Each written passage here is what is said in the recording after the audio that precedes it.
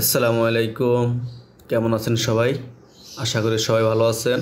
থান কাপুরের আজকে আমাদের লাস্ট ক্লাস। আজকে আমরা একটা ফাইলকে শুরু থেকে শেষ পর্যন্ত সকল কিছু দেখাবো।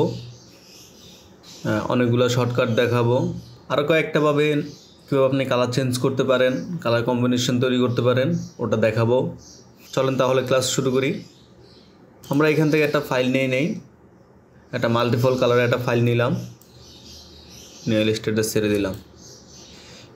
এখন দেখেন আমরা এখানে ফাইলটা নেওয়ার পরে একটা ক্রস চিহ্ন উঠতেছে ফাইলে, ঠিক আছে? এটা ইমেজের কারণে এমন হচ্ছে।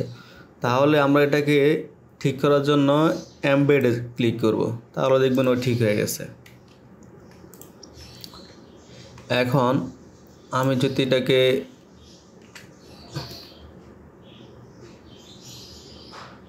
এটা হচ্ছে আমাদের 100%। আমাদের ফাইলটা কিছুটা ঘোলা আছে, তার জন্য আমরা কি করব, এটাকে একটু ছোট করব। ওকে,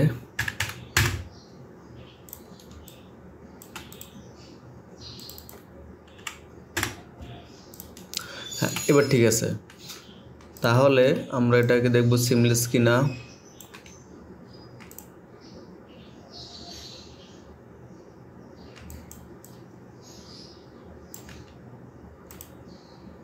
আমাদের ফাইলটা সিমলেস, কিন্তু একটু সমস্যা আছে। সমস্যাটা হচ্ছে ফাইলটার একটা সাইডে 1 পিক্সেল ডিজাইনটা নষ্ট আছে, কালো হয়ে আছে। এখন আমি যদি এটাকে এভাবে ফাইলটা রেডি করি, তাহলে আমাদের ফাইলটা এখানে একটা কালো রেখ থাকবে শুরু থেকে শেষ পর্যন্ত, যার কারণে ফাইলটা নষ্ট হয়ে যাবে। তাহলে আমরা কি করব,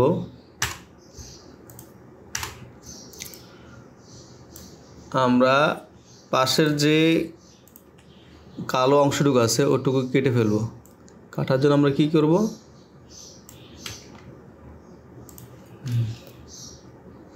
এদিক দিয়ে একবারে মিলিয়ে নিয়েছি সমান সমান, আর এদিক দিয়ে এই 1 পিক্সেলটাকে কি করব, আমরা এটাকে ক্লিপিং মাস্ক করব। রাইট বাটন ক্লিক করলে ক্লিপিং মাস্ক চলে গেছে। ওকে, এখন আমাদের ফাইলটা ঠিক আছে। এখন আমাদের উপরে নিচে ঠিক আছে, পাশাপাশি ঠিক আছে। এখন আমি তাহলে ফাইলটাকে আগে রেডি করে নেই।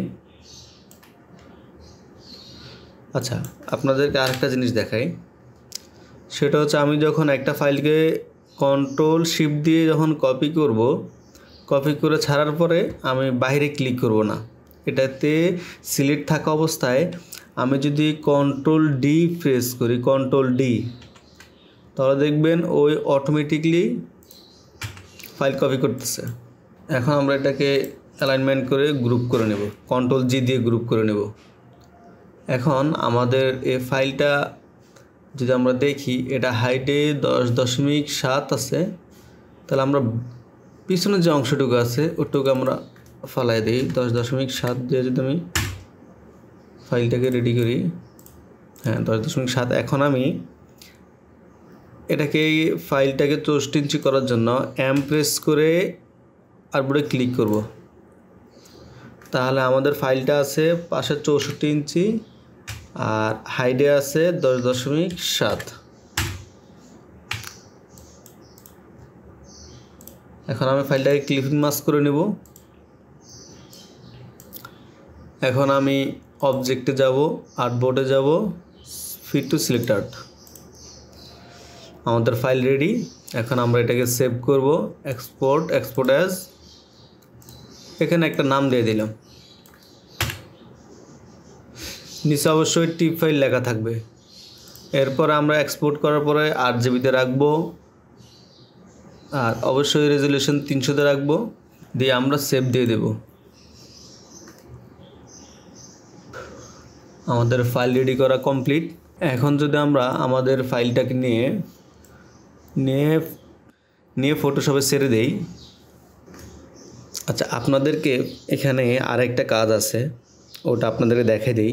এই যে দেখেন নিচের যে অংশটুকুতে 1 পিক্সেল সাদা বের হয়, এটা যখন আপনি প্রিন্ট করবেন তখন আপনার 1 পিক্সেল সাদা দেখাবে। তো একবারে চিকন 1 পিক্সেল তো অনেক চিকন, এই চিকন একটা সাদা রেখ পড়ে থাকবে ডিজাইনের মধ্যে। কাপড় উপরে যখন 1 পিক্সেল একটা সাদা দাগ পড়ে থাকবে তখন জিনিসটা খারাপ দেখাবে না। এই জন্য আমরা কী করব, এই সাদা অংশগুলোকে কেটে ফেলবো। এটাকে আমি কাটবো কীভাবে, আমি ইমেজে যাব, ক্যানভাসে যাব, ক্যানভাসে যাওয়ার পরে এখন আমি যদি আমার হাইট দেখি, হাইটে আছে আমার 3211 পিক্সেল। আমি 3211 না, আমি 3210 1 পিক্সেল মাইনাস করে দেবো, দিয়ে ওকে দেবো। ডন প্রসেস, দেখেন নিচে 1 পিক্সেল মাইনাস হয়ে গেছে, ওকে ক্রপ করে ফেলছে। এখন আমি যদি এটাকে যদি ক্রপ করি তাহলে দেখবেন এখন আমি এন্টার প্রেস করার পরে নিচে দেখাচ্ছে যে আমার ফাইলটাকে কতটুকু ওই কেটে ফেলবে, 1 পিক্সেল। দিয়ে আমি আবার এন্টার দেব, আমার ফাইলটা কমপ্লিট। এখন আমি সেভ করে দিলেই, Ctrl+S দিয়ে সেভ করে দিলেই ফাইলটা রেডি। এখন আর সাদা বের হবে না। এখন যদি আমরা কালার চেঞ্জ করতে যাই, আমরা আরও কয়েকটা কালার দেখাই অন্য কীভাবে কালার করা যায়। আমরা এটাকে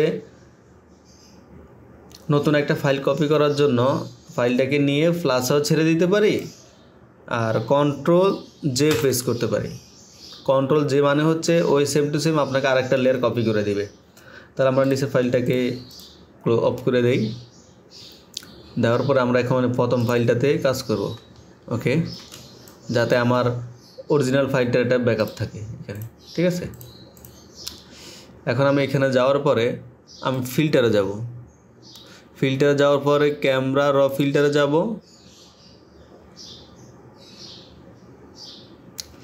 এখন ওই দিন আমরা বেসিকটা দেখেছিলাম, এখন আমরা আজকে বেসিকটা ক্লোজ করে দিব। এখানে কালার মিক্সচার আছে, এটা যদি আমরা যাই, দেখেন আমি যখন রেডটাকে এদিক ওদিক নিচ্ছি, দেখেন রেডটাই খালি চেঞ্জ হচ্ছে, অন্যগুলো কিন্তু চেঞ্জ হচ্ছে না। দেখেন খেয়াল করে রাখবেন, ওকে। অরেঞ্জটা যদি দেখি, অরেঞ্জটা সেম, যে কালারটা ধরবো ওই কালারটাই চেঞ্জ হবে। ইয়েলো যদি দেখি, এটাকে যদি আমি 0 করে দিই, এখন আমি ইয়েলোটাকে দিই, এখানে ইয়েলোটা হালকা লাইট ডিপ হচ্ছে। তো আপনি এখানেও এভাবেও কালার চেঞ্জ করতে পারেন।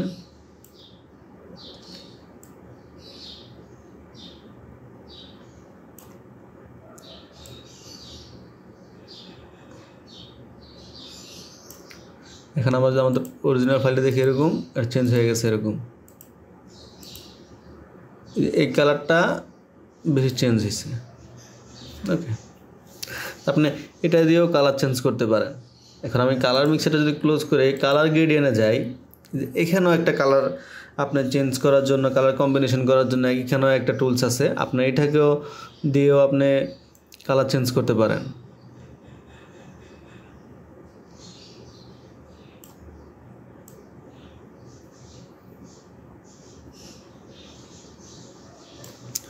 দুইটাই কাজ করে কিন্তু আপনি একসাথে করতে পারেন, একটা ফাইলের মধ্যে একসাথে কাজ করতে পারেন, অথবা প্রথমে একটা কাজ করলেন, একটা কালার করলেন, করে সেভ করে আবার আর একটা কালার করলেন, ওটা আপনার ইচ্ছা মতো আপনি করবেন।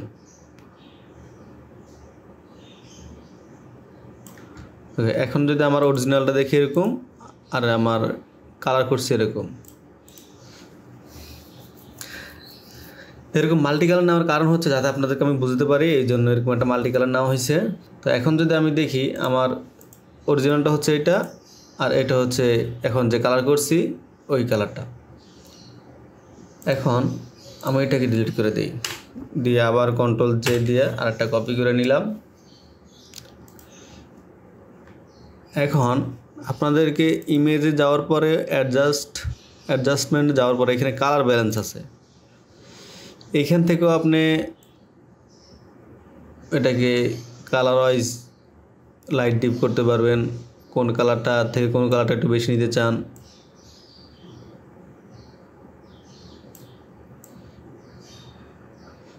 মানে হচ্ছে ফটোশপে আপনি অনেকভাবে কালার চেঞ্জ করতে পারবেন। আপনি যখন ফটোশপটাকে আমরা দেখাবো, শিখাবো, তখন একটু যদি ডিপলি খেয়াল করেন তখন আপনারা বুঝবেন যে আসলে ফটোশপে অনেক কিছু করা যায়। একটা কাজ আপনি কয়েকটা টুলসের মাধ্যমে করতে পারবেন, ঠিক আছে। দেখেন কতটা চেঞ্জ হয়েছে, কতটা কালারফুল হয়েছে।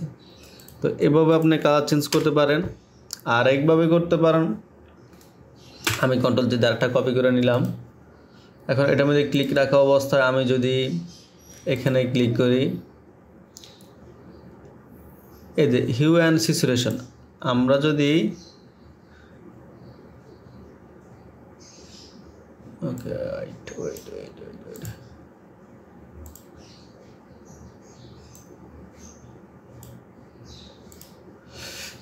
আমরা এইখানে যে কালার স্যাচুরেশনে কাজ করেছি, হিউ অ্যান্ড স্যাচুরেশনে কাজ করেছি, এটার কাজ এটাও সেম। এখন আমি যদি মানে এটা হচ্ছে লেয়ারের মধ্যে কাজ করা, আলাদা লেয়ার। আপনার ফাইলটা অরিজিনাল যা আছে তাই থাকবে, জাস্ট খালি লেয়ারে চেঞ্জ হবে। আমি যদি দেখাই আপনাকে, সরাসরি দেখাই তাহলে বুঝবেন। মনে করেন আমি এটাকে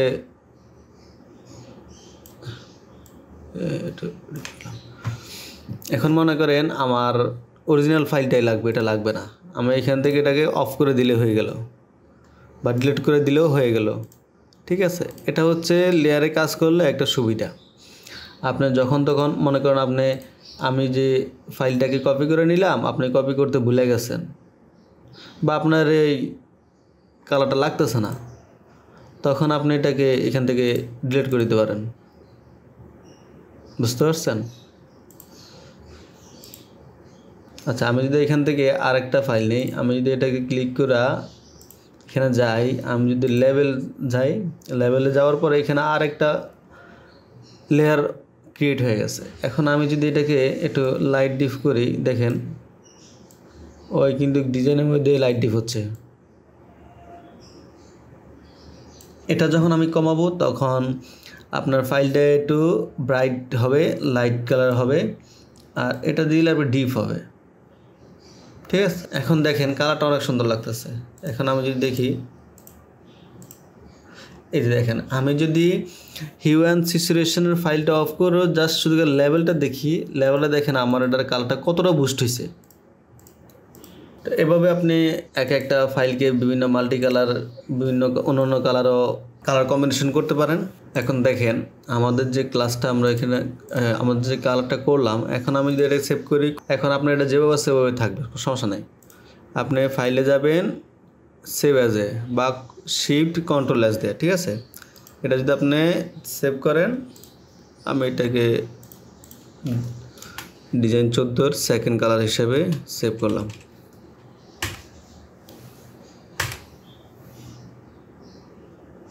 এভাবে আপনি একটা ফাইলকে মাল্টিপল কালার কম্বিনেশন করতে পারেন।